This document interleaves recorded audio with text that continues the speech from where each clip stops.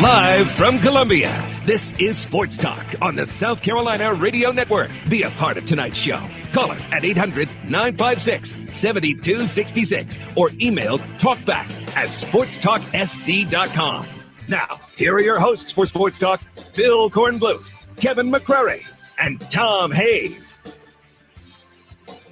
Pulled away a little bit there with some good play in the second half and certainly gave him a chance to come back there at the end with some missed free throws. But our guys are really ready. We really competed hard tonight. You know, both teams have been playing better, and just glad that we could find a way to win this one. It's close. When we first got here, when we didn't have a lot of other teams recruiting guys committed to us. So that's certainly changed around here. But we got to do the best we can. You got to keep fighting with all of them. And, again, at the end of the day, the class you sign are the guys that are supposed to be there. Must we continue to talk about recruit? Yes, we must continue to talk about recruiting. Recruiting never stops. It never dies. It's with us every day. It's like a good fungus. You know, one of those, K-Mac, you've had these fungus before you just can't get rid of. You know, you put the medicine on it. You sound like you're speaking from firsthand experience. Scratch it and you pour powder on it, and then you put liquid on it. Then you go to the doctor and they try and and then give you these big it just won't go away. That's what recruiting is. It's just like that. Use penicillin. Can't get how about C.C. Jefferson? He is this year's winner of the Mr. Stupid Award because he still hasn't signed as of a little while ago. He still hadn't signed, or I guess maybe his father hadn't signed, but maybe good reason. I shouldn't call him Mr. Stupid. That's not very All nice. of a sudden, his potential defensive line coach at Florida has bolted to the NFL. Chris Rumph could be moving from Texas to Florida. Of course, closer defensive lineman and USC star. John Hoke at South Carolina. Of course, because of the tragedy on the USC campus today, the press conference was called off. Board of Trustees meeting called off, rescheduled for Monday. Presser will be Monday. John Hoke will be officially introduced. He's already on board, I imagine. Well, I guess maybe he can't be until the Board of Trustees signs off on it officially. But he's there, and it appears that Grady Brown is going to be reassigned to another position within the program. You know why Arnett flipped to Ohio State? Yeah. I mean he had a feeling this was coming down, and I credit Grady Brown for recruiting to the very end for South Carolina. Of course, these guys, look, they're pros. It's their job, whether they know they're coming back or not. He's under a multi-year contract, so he's going to continue to work and live up to the letter of that contract. So that's the latest from South Carolina. Don't know if there'll be any other changes or not. Some are saying no. I've heard there possibly could be others. I don't really know right now. We'll find out, I guess, more next week when Spurrier and Hoke meet with the media. And it looks like it's going to be a co-defensive coordinator arrangement between Hoke and Lorenzo Ward. Yeah, that Josh Kendall, the state newspaper, had a story today that indicated it would be a co-defensive coordinator situation. Hoke is expected to get a contract at $750,000 per season, which is right how many years? On par with Ward. I'm sure he'll get a 2-year contract. That's what they've been handing out now. That's pretty much standard. Is Spurrier hiring his potential replacement in John Hoke? No. No? No. No?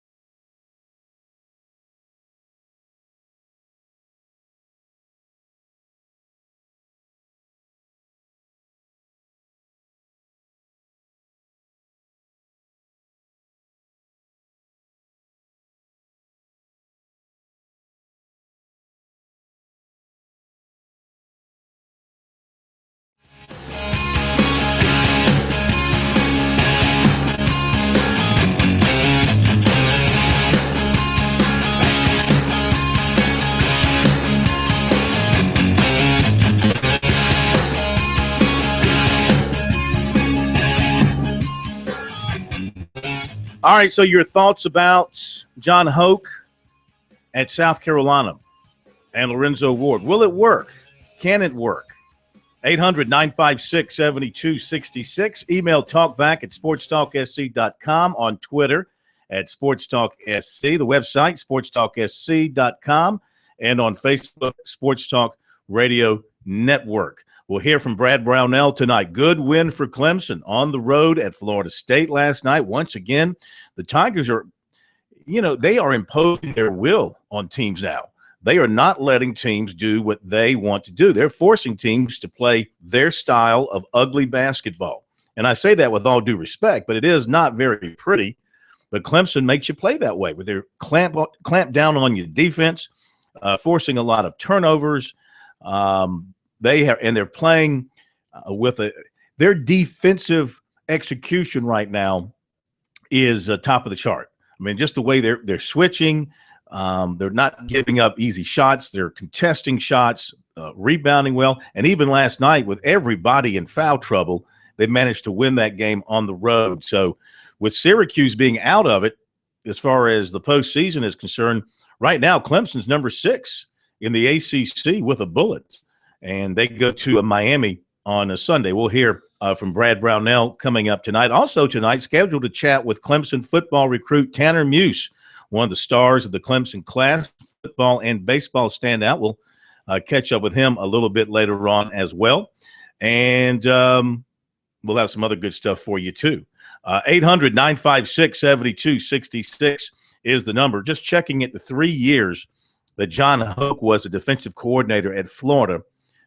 We're right when we say 99, 2000, and 2001, correct, bro? That is correct. 3 years as DC. His first year, Florida finished 30th in the country in total defense. Second year, they finished 42nd in total defense. His last year there, they finished 9th in total defense. They went 9-2, 290 yards per game. Well-respected defensive mind. His expertise on the field is in the secondary. He was the Bears' secondary coach and been in the NFL for a lot of years since leaving Spurrier. Spurrier has been interested in bringing him back onto his staff, but never could accomplish it, but he's gotten it done now. Yeah, it's interesting. My mind, I have to recollect, but the names don't come to me. But it comes at a time, I think, probably when you look at the timeline, is when Florida had a couple of, as they always did back then and still do, had great recruiting classes, and they were replenishing their defensive stock just as Stoops was leaving. So you could tell the progression and the maturity of maybe some of those recruits that came in after Stoops left. And then in that third year, it came to fruition. He was 9th.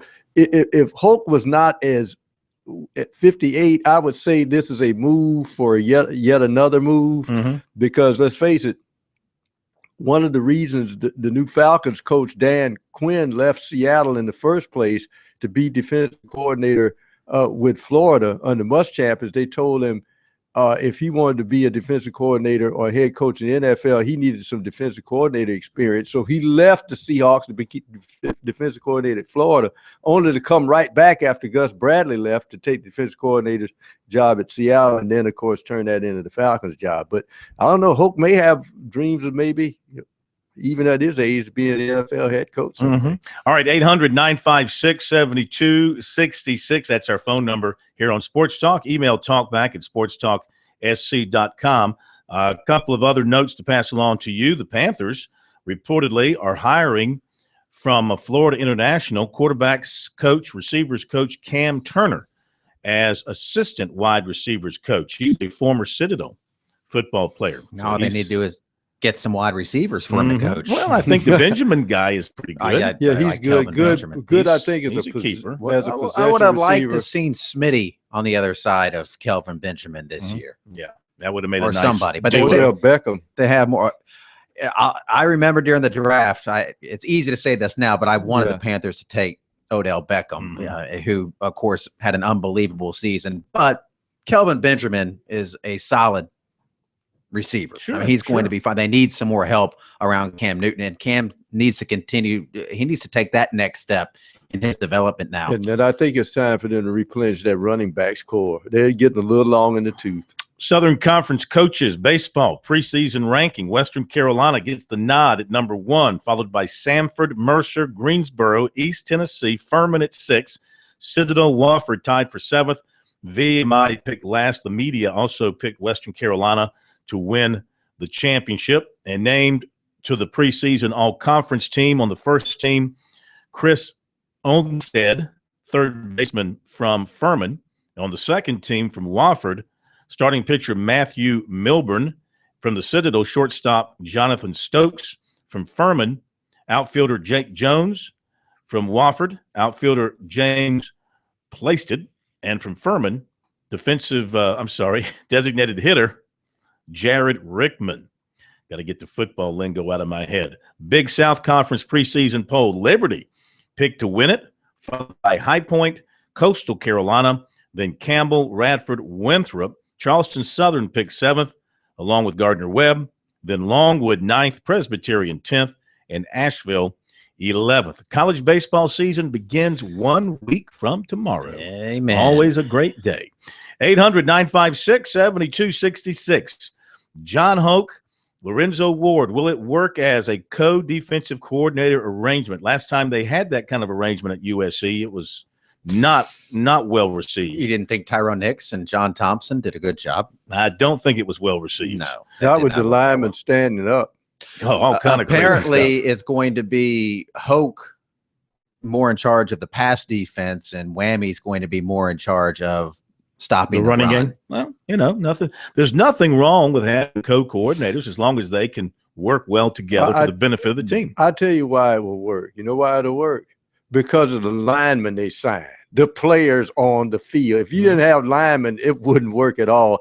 As I said before, I think probably best case scenario, in my thinking, I think Hoke and Whammy both like to be down on the field. I would think in this case, Hoke would be the man upstairs in this case. I would think at this point. Yeah. But I mean, and they had a good, really, South Carolina had co-defensive coordinators to a certain extent when Ellis Johnson was there. He was the overseer of defense, but the title for Lorenzo Ward at that time was defensive coordinator, and I think they worked in tandem together. And let's remember, when Whammy took over, he had 2 really good years running the Gamecock defense. And I know they had good players, and that's important, but they were top 20 defense for 2 years under Lorenzo Ward. He's not some kind of bum when it comes to coaching. They lost some good players, did not replace them with anywhere close to players that were on the same level as that, and they slipped. I don't care who's coaching the defense. Buddy Ryan can be coaching the defense. If he doesn't have a pass rush, you ain't going to be any good. Ellis Johnson at Auburn will tell you that. I mean, they didn't have a pass rush. You are dead without a pass rush. And I think it doesn't hurt your recruiting in a lot of ways, defensive players, when you can tell them now you have two coaches on the staff that have NFL experience. So both of them, Whammy and Hoke have been in the NFL. So guys say, well, we know what it takes to get to the next level. USC women, number 1 team in the country, on the road tonight playing at Georgia. This could be a significant test for the USC women before they have the significant test on Monday at Connecticut. It'd be nice to see South Carolina win this game just to set up that it's going to be a huge game anyway at UConn, but an undefeated USC team ranked number 1 going to UConn to play the UConn team would be just so much drama and theater. Let's USC can get that win tonight on the road, remain undefeated, remain number 1, and go up to Connecticut for what will be one of the biggest regular season game in women's basketball this year. Probably, if they win that, then it becomes the Tennessee game in a couple of weeks. Well, see, Tennessee and Pat Summitt and Oriema had their feud. Now it may be Dawn Staley and Oriema because they come to Columbia next year. Yeah, but who could get mad at Dawn Staley?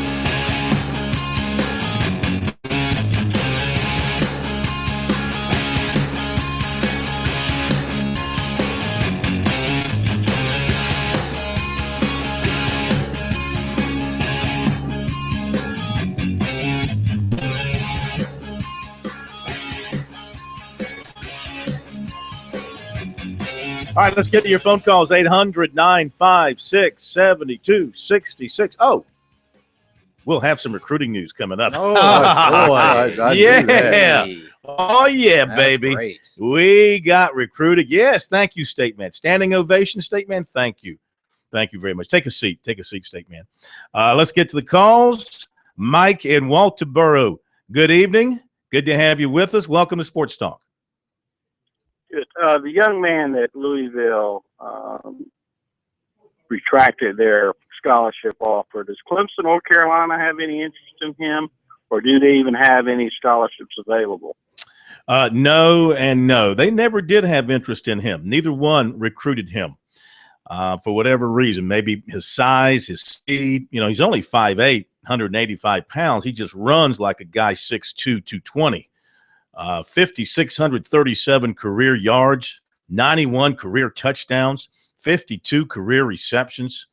The guy's a beast running the football. I've seen him play, but they didn't recruit him.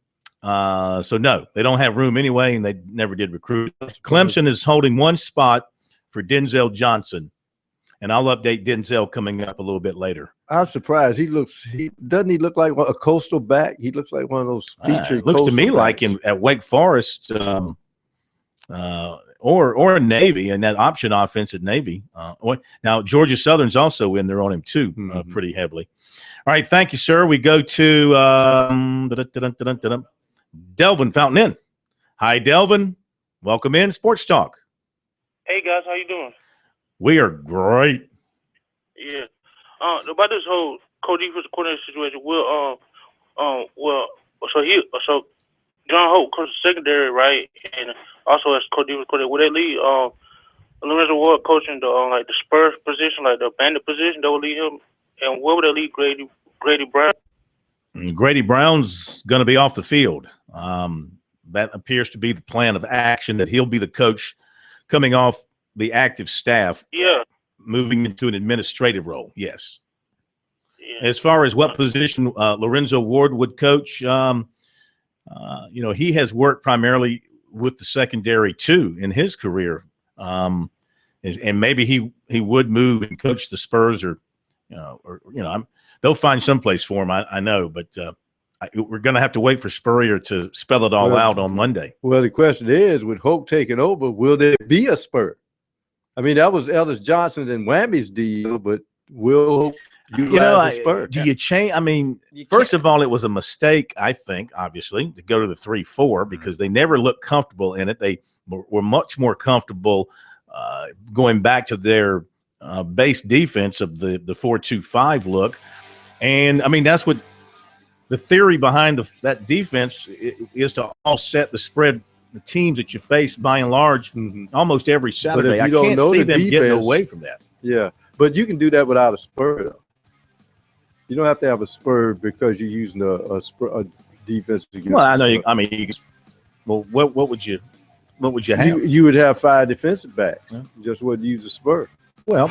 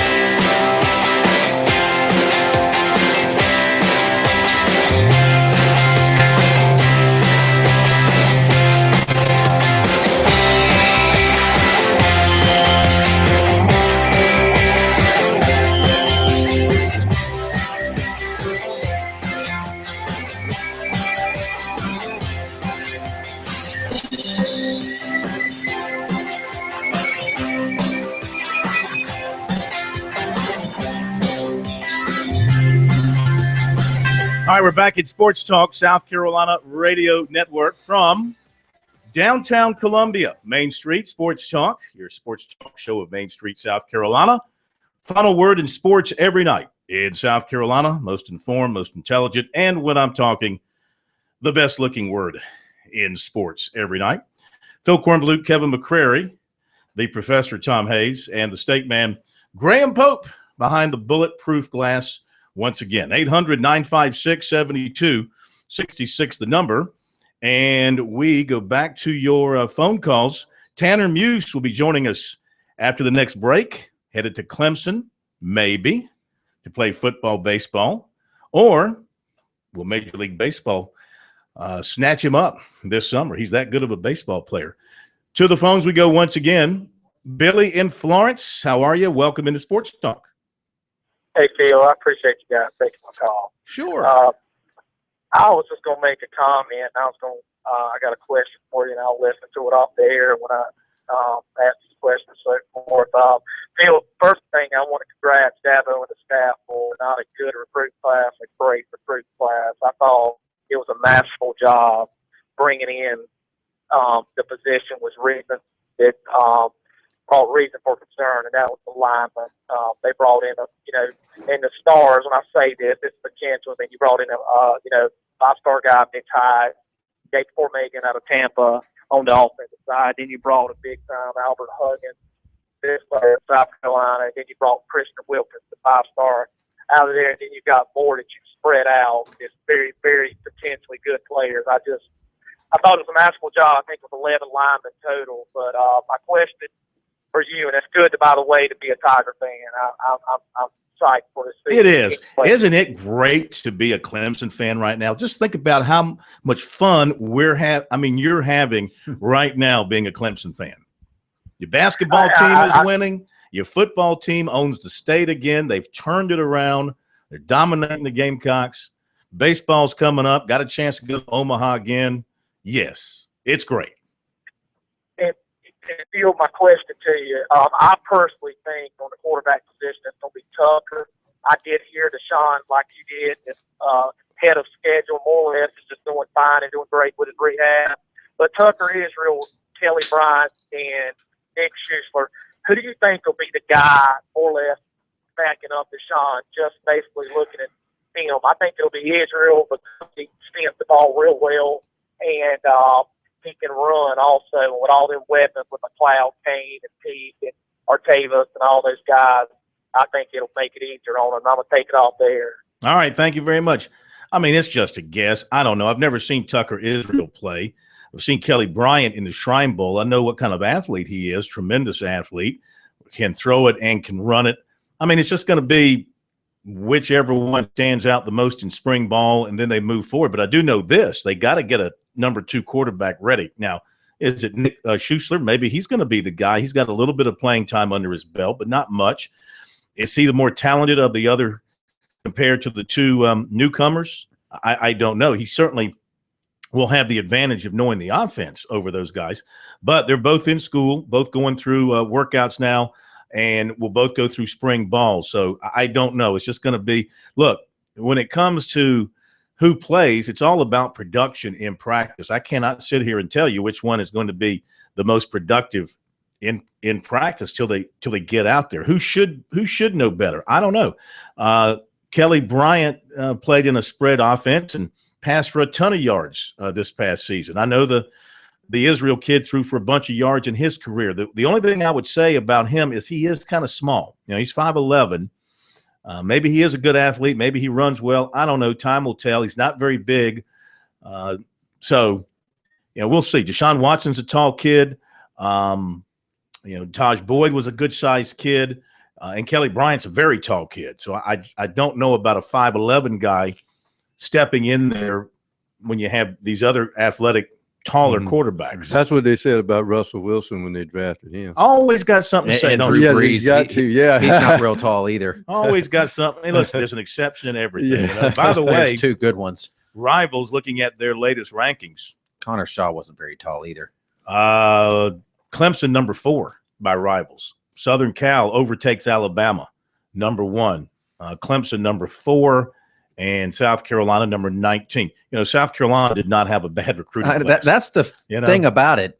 They had a top 20 recruiting class, and everybody does focus on the ones that they didn't get. It could have been a top 10 class if they would have kept all of those guys. They would have been in the top 10, but you could have done a lot worse. And this perception out there that the Gamecocks didn't sign anybody that was any good. And don't forget, some of those guys that you were excited about last year that didn't get in, you have coming in now. And Dexter Weidman, I was reading today, he's approaching 300 pounds. They might start him inside instead of outside next year. But let me ask Sawyer's another big-time player. I mean, they have Lewis. Lewis, who they signed out of junior college, are going to be better next year in terms of talent. I want to ask you, though, directly following up on the caller, and how does it feel, K-Mac, to be a Clemson fan right now? How does it feel? You're asking me. I know you're. So I'm a Clemson fan. Are you? I'm the resident Clemson fan. Is that what I am? Isn't everybody? Well, I'm a front runner, and Clemson's on top. Well, now, there you so go. I go with the team that's on top. That so answers I guess that. if that's the case, then that way I'm never down. I had a great 5-year run with the Gamecocks. That was a lot of fun. Really enjoyed that. We cocky. But you know what? Now we too deep. We too deep now. We cocky, and who's got the better Twitter slogan? Yeah, we too deep or we cocky. Yeah. That's a good. Or now when did we too deep replace all in? Well, they're really interchangeable. Those two. I mean, really, Clemson has so many slogans. But all in, not to get nitpicky here, but that was Auburn's deal too. Auburn used that. He took it from Clemson, though. Clemson had. Did he? Dabo had that first. Because I don't you remember when Dabo took over after they fired Bowden? Like one of the first things that he said is, "You got to we're going to find out who's going to be all in." And that became people at Auburn will say they were doing that while Dabo was still selling insurance. I never heard it at all. Or real estate. Or was it real estate that he sold? Yeah, I never heard that at Auburn. So I don't know, but not that it matters. Dabo's he's got the copyright on it now, and Dabo's he's getting it done. Listening to his signing day spiel yesterday, I mean, he's got that down pat. And I call it the Clemson as a special place speech, and he's good. I mean, and he's bringing in big time players, and he's got, more importantly, good coaches around him that are developing these players. And Dabo's taken a lot of slings and arrows coming up because he'd never been a coordinator before. He was a young head coach, but now look at him now. He's one of the most seasoned coaches in the ACC in terms of tenure. Clemson's won 10 or more games, 4 straight years. He had another top 5 recruiting class. Clemson's on the map again. He's done everything that Clemson could have wanted him to do and more. He's won the conference. He's been to the BCS and won the Orange Bowl. He wasn't the name, but man, he's done it all. And remember, he's doing this in the ACC at a time when the SEC network is just inundating all over the place, and he's recruiting at a high level and just matching wits with a lot of SEC schools for a lot of these players. Now, here's the interesting thing I don't understand, and this is why I freak out with these rankings. How is Clemson ranked 4th in most of the rankings we've seen? Then you go over to Scout and they're ranked 15th. What is that? What is that all about? Beauty's in the eyes of the beholder. Maybe Scout has a different criteria for rating the players. That doesn't make any sense at all. I don't know. I mean, but it's like any other poll. Why is it in a typical college football poll, you'll see, a team up here. The next poll, you'll see the same team down here. In baseball. Yeah, up and down. Yeah, so who knows? It's just nice. It's just something to talk about. Tanner Muse, one of the reasons why Clemson has a top 5 class. This guy's very special. Big kid, safety, baseball player, Shrine Bowler from North Carolina. We're going to chat with him coming up after the break.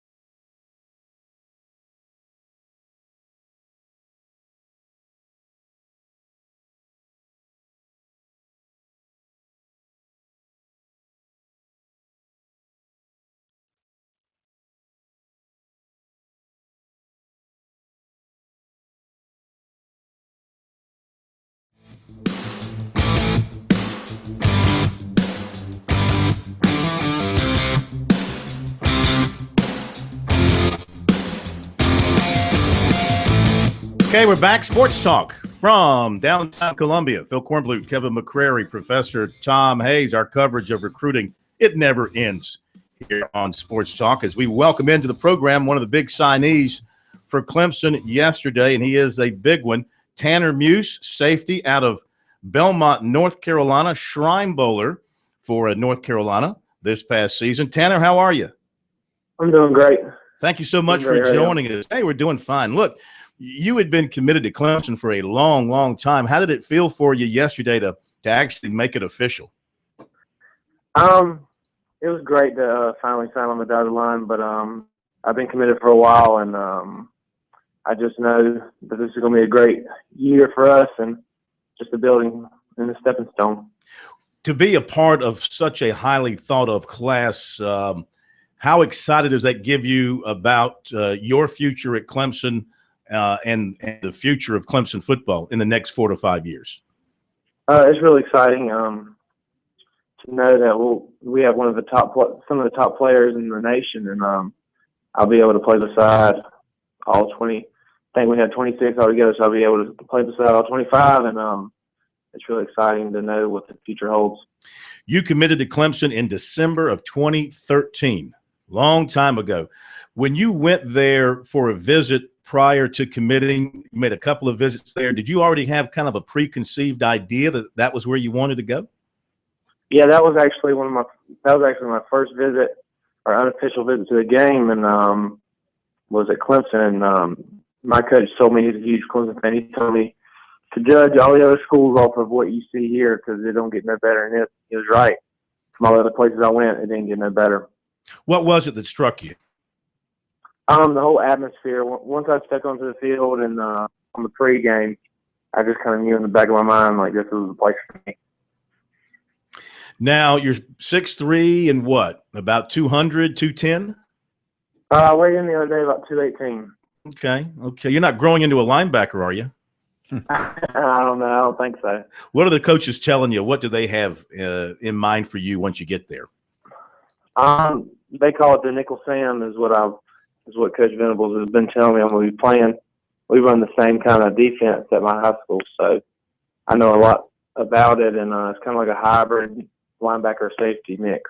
Yeah, I watched you in the Shrine Bowl, and I mean, you really do stand out because you're back there and you're taller than most everybody else around you. You really do stand out. Right. You use height to your advantage. How do you use the height to your advantage back there in the secondary? With all the new types of offenses coming out, you got real tall receivers nowadays, and that helps me be able to play coverage with them, and then bigger and longer helps me with the tight ends to be able to man up on the stronger tight ends. Mm-hmm. So just the leverage of being taller is great in the field. Mm-hmm. What do you enjoy about playing your position? You like to run and really sock it to the running back stuff and run, or are you a ball hawk who loves to get the interceptions in the secondary? I'd have to say playing in the alley to be able to come up on the running backs is probably my favorite part. And laying some leather? Yeah, I try to, yes, sir. Yeah. Now, we all know you're a terrific baseball player too, and you got your baseball season coming up, and you got the professional scouts looking at you. What's kind of going through your mind now regarding your future, pro baseball or Clemson for football and baseball, or maybe pro baseball and Clemson football? I'm just going to have to see where it goes this season, and I'm just going to pray about it a lot and talk to the family. We're going to discuss it before anything ever gets too serious. So honestly, just see how this season goes and go from there. Baseball scouts, sometimes, one or two teams will take a liking to a player and they'll be around all the time and showing a great deal of interest. Has any one or two professional teams done that with you at this point? I wouldn't say that. I've been kind of trying to keep it like a low profile on all that stuff. So I just kind of training with my one of my mentors and just kind of just taking it easy on that. What do you play in baseball? Center field. Center field. All right, very good. All right, and as far as getting ready for Clemson football-wise, while you're playing baseball, are you able to do any football-related work, or you put all that to the side? Yeah, I want to definitely be doing that. I work out, do all my workouts that I've been doing the past couple of years, and also just start training with our local trainer to be able to get faster and just keep my keep it up and just be able to come in as strong and fastest as I've ever been when I walk into campus. Well, we wish you the best of luck this baseball season. Hope everything goes well, and we look forward to seeing you with the Tigers this fall. And congratulations once again on signing with Clemson. All right, thank you, sir. Thank you so much. That's Tanner Muse. He's up to 200 and what do you say? 217. 218. Wow, yeah, he's getting big. 6'3" frame. Back in a moment.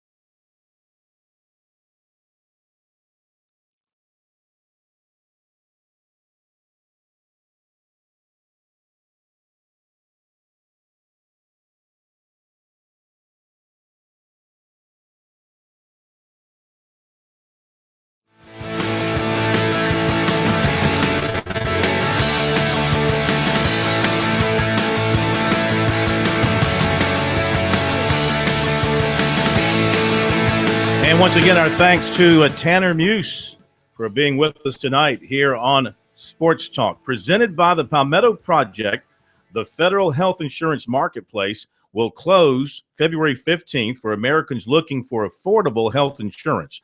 Find out how you can join the thousands of South Carolinians who've already signed up by visiting healthcare.gov. All right, to some recruiting now. First of all, I talked with Denzel Johnson this afternoon just to get an update on his status. Nothing major has changed with him, as, of course, he did not sign yesterday. He's still going to be working on his academics moving forward. He will take the ACT or SAT this Saturday. Hopes to get his score back within a couple of weeks. And if it goes up enough, he might be able to do something. Not going to take any more visits. He took officials to Towson, Clemson, SC State, and UMass. And he's still talking with those, along with Liberty. His good friend, Ryan Davis, signed with Liberty yesterday. So those are the ones he's talking to. He said that he feels like he's pretty close to getting his academics in order, and he's doing everything he needs to do right now to get that done. He talked to Dabo Sweeney earlier this week. He was just checking in on him to see how the grades are coming along. So Clemson, of course, still remains very interested in him and do have a spot for him. So we'll keep a close watch on Denzel Johnson here moving forward. All right, also in recruiting, linebacker Brandon Hill from Heathwood Hall yesterday got a commitment from Virginia Tech. That's his fourth offer. The others are Clemson, Wake Forest, and Duke.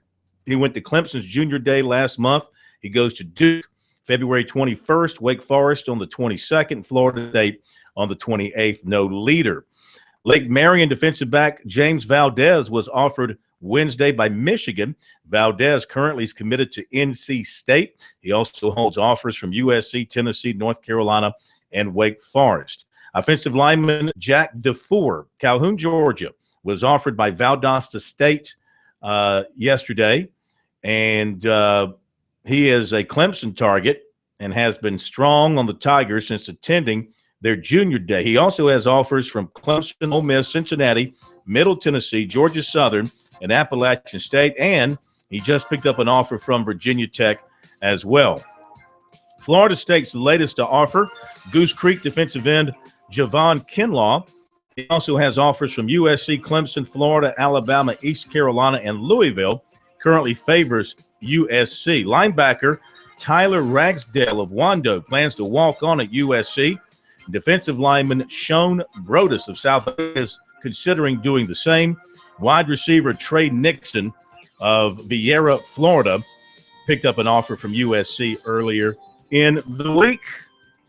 All right, there you go. Unless you have something to add, K-Mac. No, I'm going to save my big news for later. You do that. Yeah. You'll get your opportunity. All right, top of the hour break. A great second hour is coming up. We'll be back.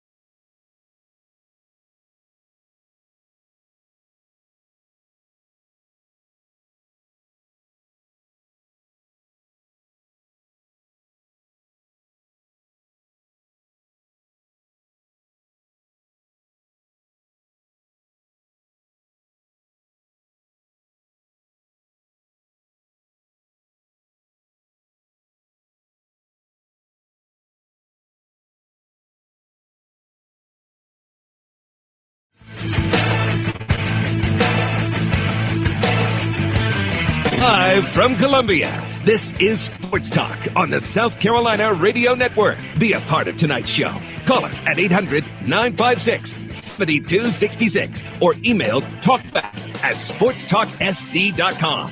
Now, here are your hosts for Sports Talk, Phil Kornbluth, Kevin McCrary, and Tom Hayes.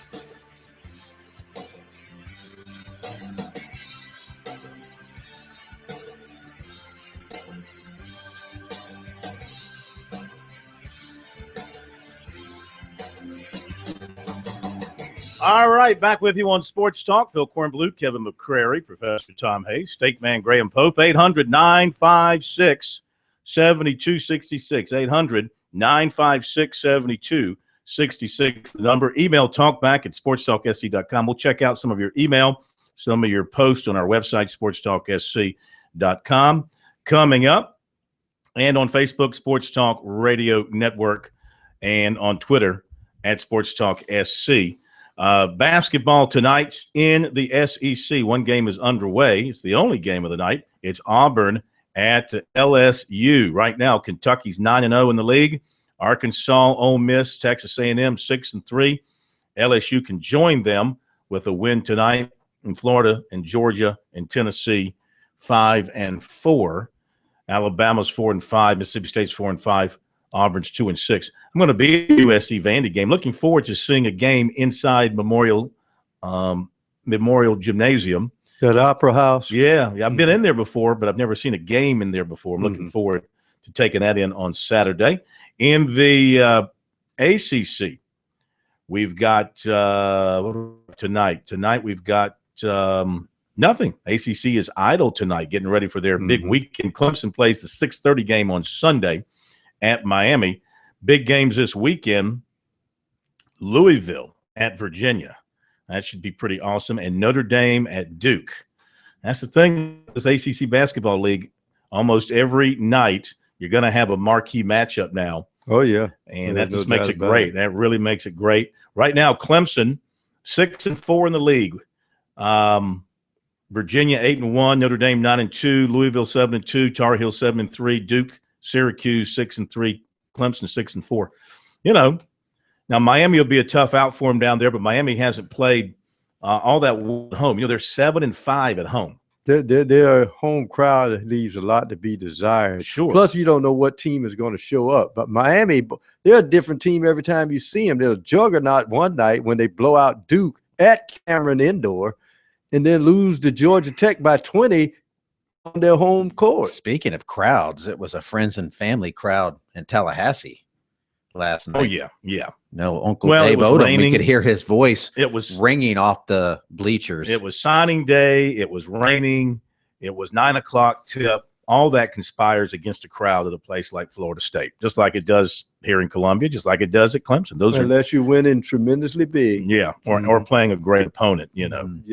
All right, so we'll hear from Brad Brownell coming up, his thoughts about the Tigers' win last night. We've got time for more of your calls, 800-956-7266. Ring us up.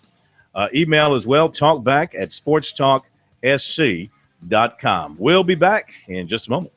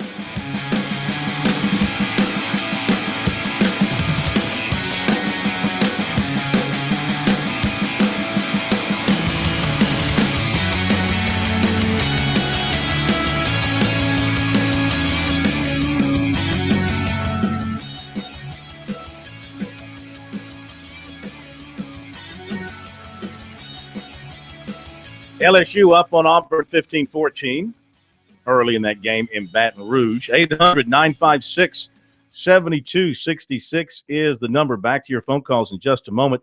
Certainly you're aware by now that Tiger Woods withdrew from the tournament at Torrey Pines, 9 over par after 11 holes, saying that his back was bothering him and had some horrendous shots, obviously, by his standards. By anybody's standards, by your standards, some of those shots were bad. Even by your standards. I don't appreciate you bringing my golf game into this conversation. Yeah, okay? well, my golf game is not part of this. My golf game is special. Everybody's had those shots where you're, a few yards off the green and you have to chip it up there. Yeah, and you shank it. And you skull it across the green. Tiger did that today. I did that several times. Tiger looks like the guy you're getting frustrated as you sit behind him in the cart waiting to putt out. And you're like, hey, buddy, what is that guy doing up there? It's going back and forth, bunker to the other bunker. That's him. While we're young, please. So Tiger, for whatever reason, ain't getting it done. Nicholas Thompson, 64, he leads. Jonathan Vegas, 67. Martin Laird, who's off to a hot start this year, he's at 5 under on the course. They play the North Course and the South Course at Torrey Pines. Looking for any Lucas Glover. Maybe Lucas has found that magic again. He's 3 under through 16 holes playing the South Course this afternoon. So he is tops among the local contingent. And anybody else here jump up at me from around here? I think isn't Dustin Johnson in this tournament? Jonathan Bird, 1 under through 13. Got to find Ben Martin, 1 under through 11. Isn't DJ in this field, K-Mac? You're looking at the leaderboard. Well, I mean, I don't want to spend the rest of the show scanning through it. I was hoping that you would tell. I saw where he was back playing. Bill Haas, 1 over through 11. Phil Mickelson, 1 over through 11. And Davis Love the third, 2 over through 15. And come on, Kyle Thompson, he's still playing, 3 over through 14. Well, good for him. I mean, I'm happy. Mark Anderson, 3 over through 10. Kyle Stanley, 4 over through 17. And there's Tiger Woods, dead last again. Of course, he withdrew. I did not see Dustin Johnson's name. Let me just do a quick search thought he here. was going. There he is, 2 yeah. over through 12. 2 over through 12 for Dustin Johnson. All right, back to the phones. We'll be paying more attention to golf, of course, as we get closer to the Masters and the RBC Heritage. RBC Heritage Media Day coming up in a couple of weeks. Of course, I'll be there. They like me to be there to help set the course up for the professionals. Replacing a couple of months later. Congratulations. It's no longer ranked in the top 100 courses in America. So I take great pride in helping to every bring it year down. You've managed to Me and the rest of the media boys, we've helped to bring it down. They've not been able to recover from the damage. To the phones we go once again. Dave in Spartanburg, good evening. Good to have you with us tonight. How are you? Doing fine, Phil. Enjoy the show. Tell me about some of these rumors. As a quarterback that was at Texas, transferred to Arizona, and somebody says he's coming in for a visit. Can you expound on that? I haven't heard that he's coming in for a visit. I've heard about the quarterback. I don't know that there's anything to get excited about based on his career at this point, because he's been nothing but a career backup. Now, if he's good enough to come in and take over South Carolina's starting job, if indeed this is the case, then that tells you that they've done a poor job of recruiting quarterbacks at USC. Connor Brewer is the guy. And, he was a backup at Texas. He was a backup at Arizona. So even if he ends up at South Carolina, why should anybody be excited? And they said he has 2 years left. I mean, that's what's he must have not have been able to get the starting job at either one of those places. And I'm just wondering that is he worth a shot? Yeah, he's got 2 years to play. He does have his degree. I'm sure he was a highly rated guy coming out of high school from Scottsdale, Arizona, highly coveted, prolific, Elite 11 quarterback, Under Armour All-American. ranked the number 4 pro-style passer nationally, committed to Texas before the junior day of 2011, had offers from Alabama, Arizona, Arizona State, Arkansas, LSU, you name it. He had offers, but he couldn't win the job. Oh, and then he got arrested for possession of alcohol and public intoxication while he was at Texas. Then transferred back home to Arizona with a friend.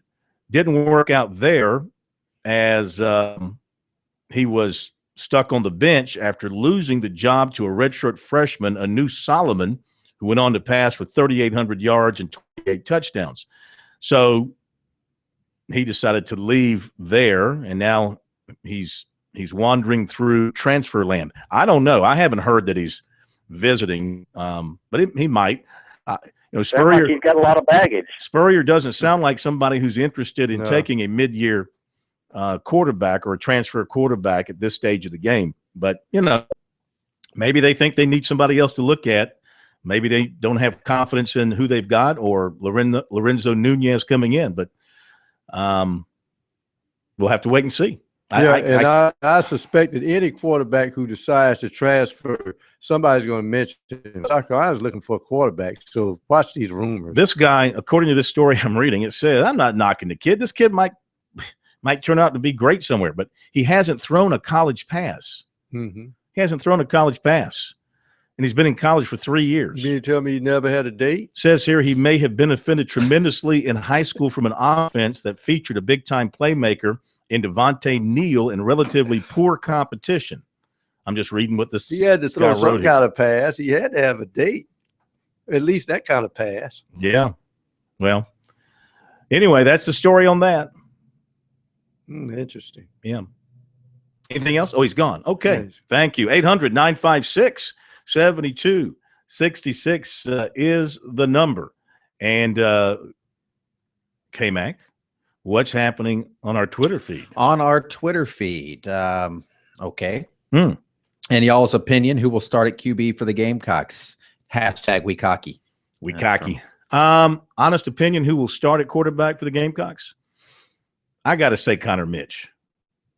I got to believe Connor Mitch is going to emerge as a cut above. I have no reason to say that. I just have to believe it. What do you think?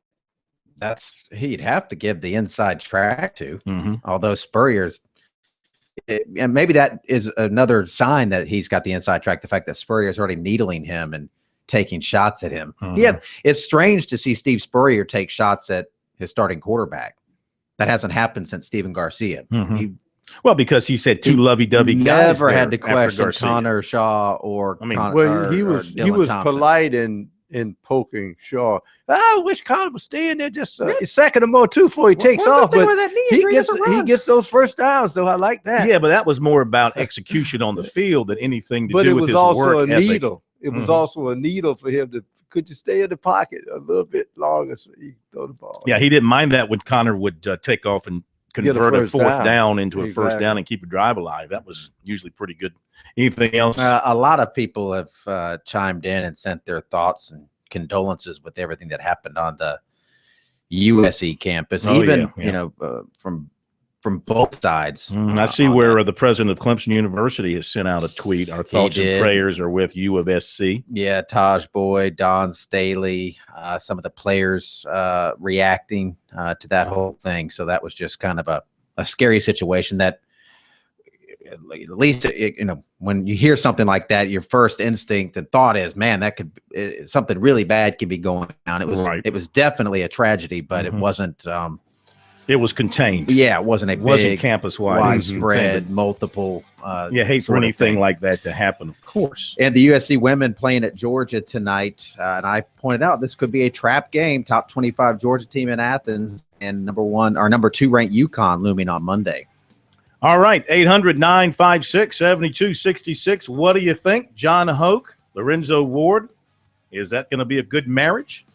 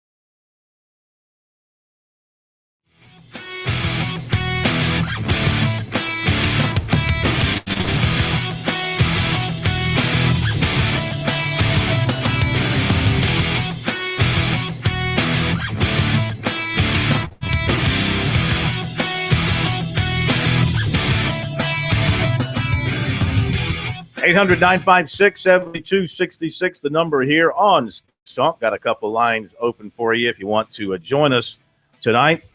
As we went into the break, I threw out the John Hoke and Lorenzo Ward co-defensive coordinator arrangement for South Carolina, something that Steve Spurrier is going to officially announce the first of next week, and how this will work for South Carolina's defense. I mean, he said all along he didn't want to fire anybody, but if he had a coach out there that wanted to come to South Carolina that he liked and he could help the staff and improve things, that he would take a look at it. And obviously John Hoke is somebody he's very close to, knows it very well, knows how he thinks about defensive football, and is somebody that he's very comfortable with.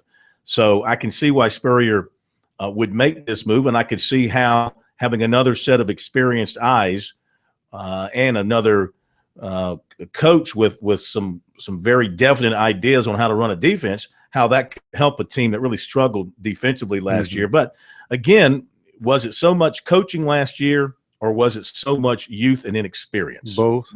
Yeah, both. I think it was a combination. There were things out there, like that Tennessee game was just angles. I thought the effort, especially as the season pressed along, there were guys that they would get blocked on that defensive line. When you're in the box, you do this corner, you put your binoculars and don't follow the ball. You just look at the defensive linemen and see how they're fighting off blocks, and they just standing around. And the play against Florida with a ball, there was a fumble on the field. Florida fumbled the ball, and there's two defensive linemen just standing there as the ball's bouncing around on the ground, and Florida goes over there and recovers it. Those are the kind of plays that you have to make if you're going to have a special season. Those are the kind of plays that can turn a game around. They were a play away from beating Kentucky, a play away from beating Missouri, a play away from beating Tennessee, but they didn't make those plays. Those are a lot of the Missouri times also. Those are effort plays. Yeah. So those are things that they didn't do last year, and I think you have to look at the coaches, because it's their job to get those guys ready. And one thing about a Brad Loyne and an Ellis Johnson, those guys would get on you, and the players knew if you didn't hustle, you didn't finish off a block or fight through a block, Loyne's going to be on you. To me, when a guy's standing around watching a ball bounce around, he's not afraid of what's going to happen to him on the sideline. They need to have some guys out there playing a little more afraid. Well, I think the guys got yelled at. I think it was a mental thing, Cohen. Young guys, when they get shocked and you get the deer in the headlights look, you don't react. You're not comfortable. As I said before, you can watch a team that takes a court or a field like they're going to the dentist's office versus playing a game that they played all their lives and had fun at it. The bottom line is, and people don't understand this because they will say, there's a lot of pressure on so-and-so. There's a lot of pressure here. If you're not having fun while you're dealing with that pressure, guess what? You're going to look like crap. And that's what they look like a lot of times. Now, there were times against Florida that they looked like they were a team. They were flying around hustling, but there were two times too few. That fun stuff, though, it's got to come from the players. They got to bring the confidence, and they have to bring the enjoyment to the field.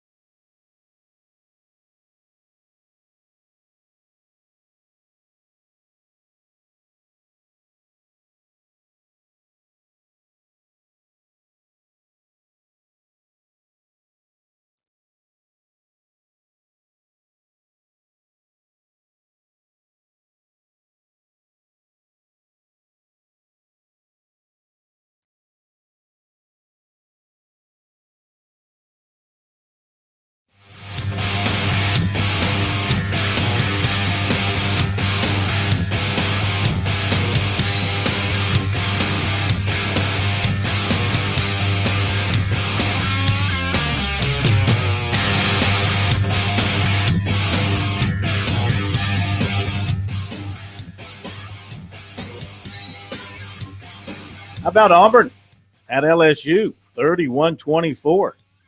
The Tigers over the Tigers.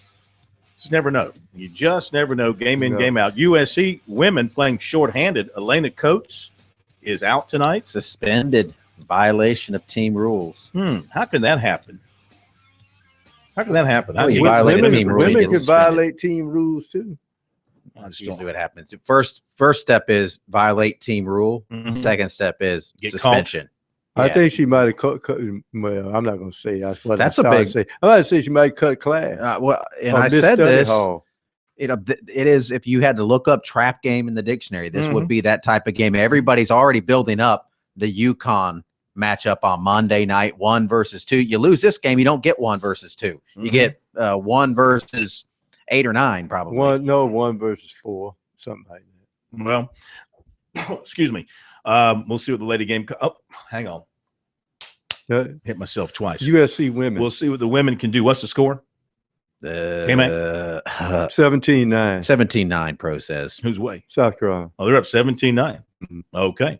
800-956-7266 is the number here on Sports Talk if you'd like to join us here on the program. Last night in Tallahassee, 62-56, Clemson winner over Florida State. Tigers led by 6 at the break and played an even game with the Seminoles in the second half. Tigers, that defense, really tough, held Florida State to 35.7% shooting for 17 turnovers, which Clemson converted into 16 points, outscored Florida State in that category 16-2, and Florida State did not score a fast break point all night. Now, Clemson only had 4, but they kept Florida State from scoring any fast break points as well. The Tigers shot 40%, and they had 3 in double figures. And Blossom game, see, this game wouldn't have been that close if Clemson had made free throws.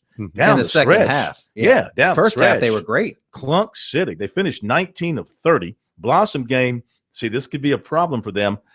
Florida State singled him out and put him on the line, and he did not deliver. Finished 5 of 11 from the line. He still had 14 points, 7 rebounds, 2 steals on the night. Good all-around performance. Dante Grantham, star in the making, 13 points for him. And Jordan Roper continued his fine play, 13 points as well, plus 4 assists, 8 of 9 from the free throw line. And the Tigers managed to win despite having Landry Noko contribute basically nothing. He only played 7 minutes, got into foul trouble, ended up fouling out. He only had 1 point and 2 rebounds. They got to get him going again. Luckily for them, Josh Smith had stepped it up with 8 points. He played 19 minutes, and Sidi Digite played 19 minutes and scored 2 points. Smith had 8 rebounds and 8 points. He's really giving them a lot of good play. That's the thing they're getting right now. Their role players, are stepping up and playing well. Austin Ojukwu, who did not play much early in the year, is now playing a good bit. He had 13 minutes last night, scored 7 points, had 2 rebounds. So Ojukwu and Smith and Digite, role players, are contributing. Roper has stepped up and become a starter now with DeMarcus Harrison coming off the bench. Well, the key to Clemson, and let's say Coach Burnell has warned people about his worry that may have reflected in the free throw shooting, that he's had to play Grantham and Blossom games so many minutes a game that they're going to wear down. So those role players, especially in the front court, has to buy time for those players because they gotta play down the stretch into February and hopefully a postseason in March. So monitoring their minutes somewhat down the stretch, that has to be a key to them continuing this success. And as I said, Clemson brings the defense every night. The key point is this, and I'll at the very minimum, if they shoot 40%, they should win 66% of their games. Their defense is that good. So if they can hit from the free throw line at 40%, that's the cutoff mark. You'll look it up and you'll see a Clemson W. Yeah, and they're playing so much better now than they were in December. This team was losing. They lost to Winthrop. They had, the Big South was just running through them. They had an up and down December because, remember, they beat LSU. I mean, yeah, they beat Arkansas. LSU. They beat Arkansas, but they got blown out by South Carolina. They lost to Winthrop. they had another bad loss. Radford beat them, or Gardner Webb. Beat them. Yeah, they had just a crazy December, but they're playing with a lot of confidence right now. You mentioned the defense. Offensively, at times they move it well. They're making the extra pass, and they're shooting well enough. Here is Brad Brown now following the win last night in the Tallahassee, and this is a close series between these two teams. FSU won at Clemson. Clemson won at FSU, and Brownell says last night was just that kind of game that they typically have against the Seminoles. Just a typical Clemson Florida State game. It's always going to be a fight. Both teams compete really hard, defend at a high level usually, and points are generally hard to come by. We pulled away a little bit there with some good play in the second half, and certainly gave them a chance to come back there at the end with some missed free throws. But our guys are really ready. We really competed hard tonight, and both teams have been playing better, and just glad that we could find a way to win this one. It's close. Questions? Well, you guys finally got the lead, I guess, late in the second half, or late in the first half, and was there a change in defense in the second half? No, not really. We did mostly the same thing the whole day. We just and I thought we got some good shots early in the game. I thought we were playing pretty well.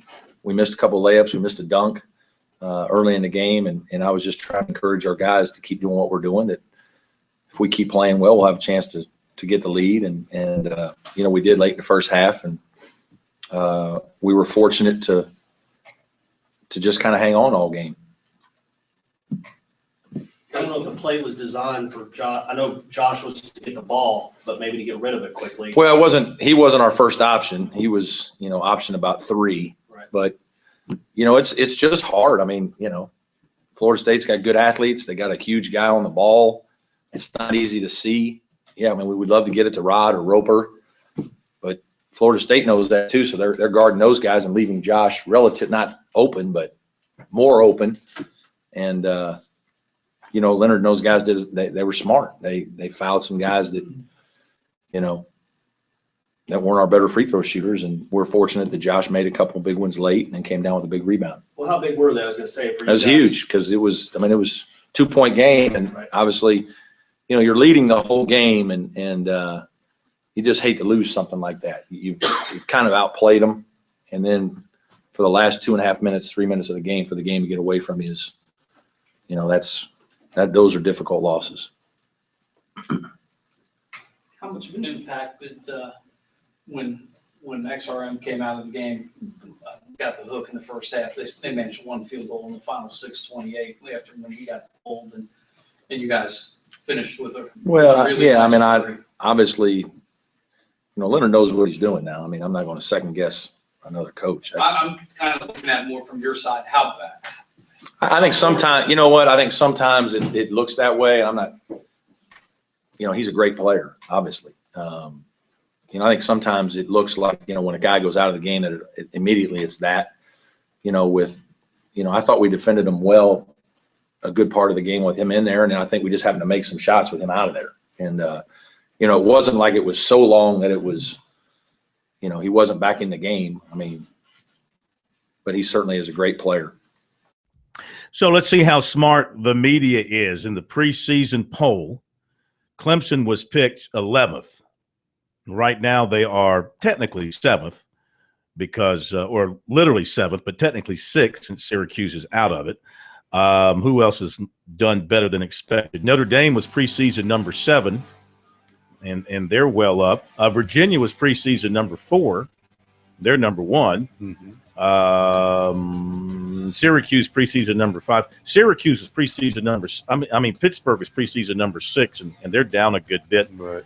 All right. When we come back, going to be joined by USC signee Jalen Christian, standout receiver from Damascus, Maryland. That's coming up.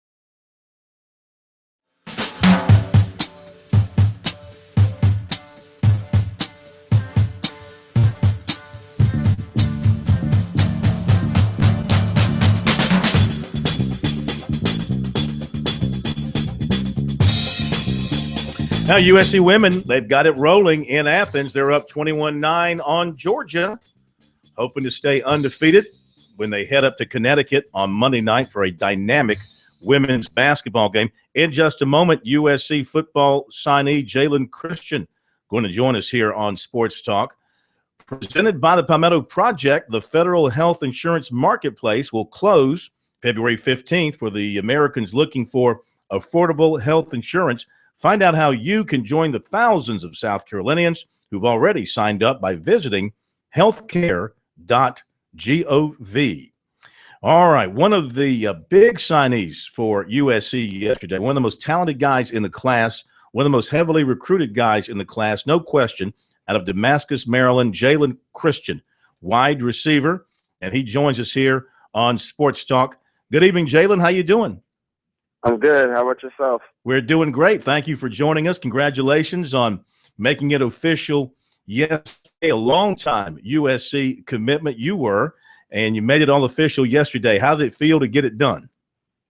It feels great. I've been committed since May, and I never looked back on that decision, and so now it's official.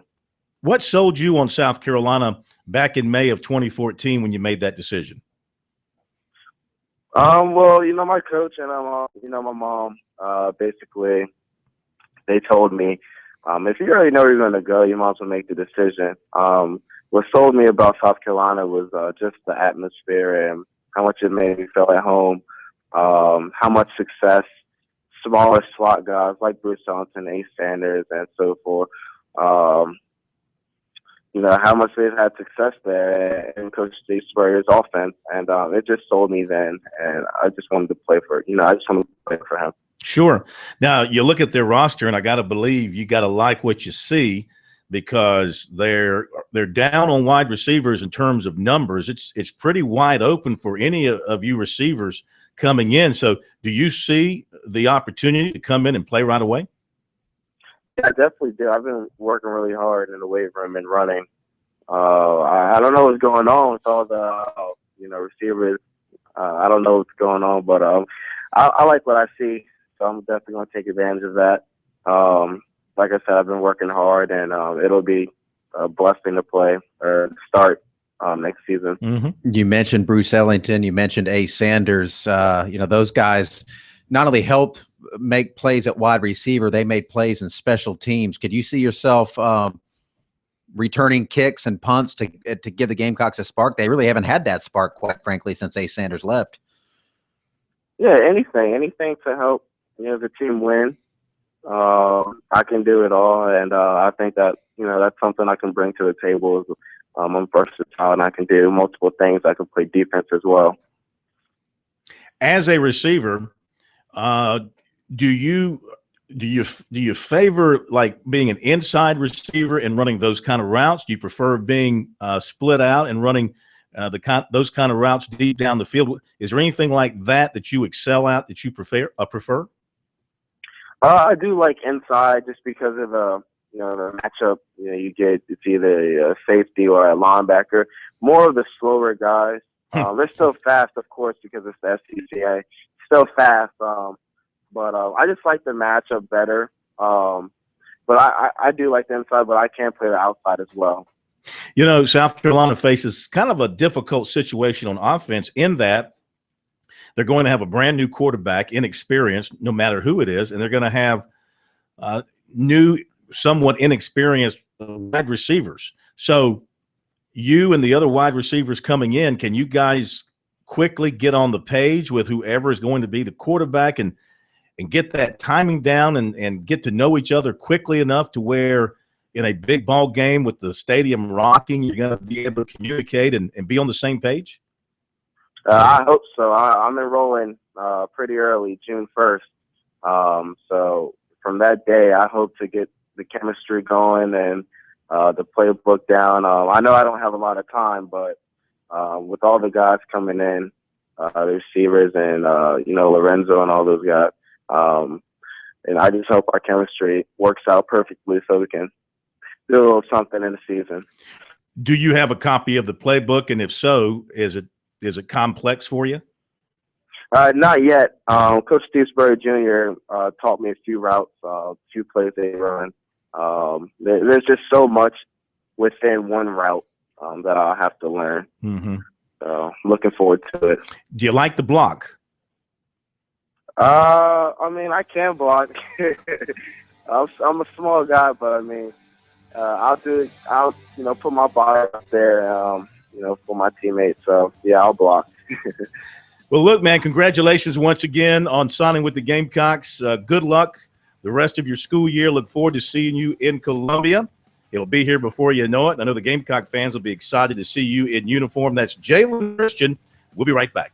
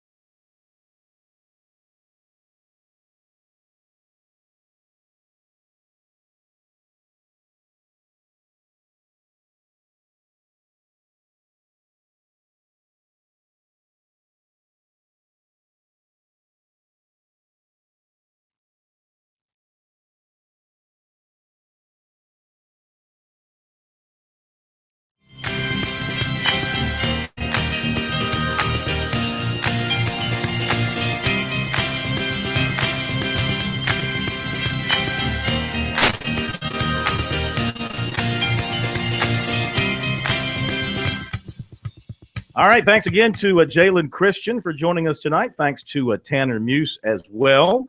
And we'll continue talking to some of these guys moving forward as we continue to stay on top of recruiting here on Sports Talk, unlike anybody else in radio in this part of the world.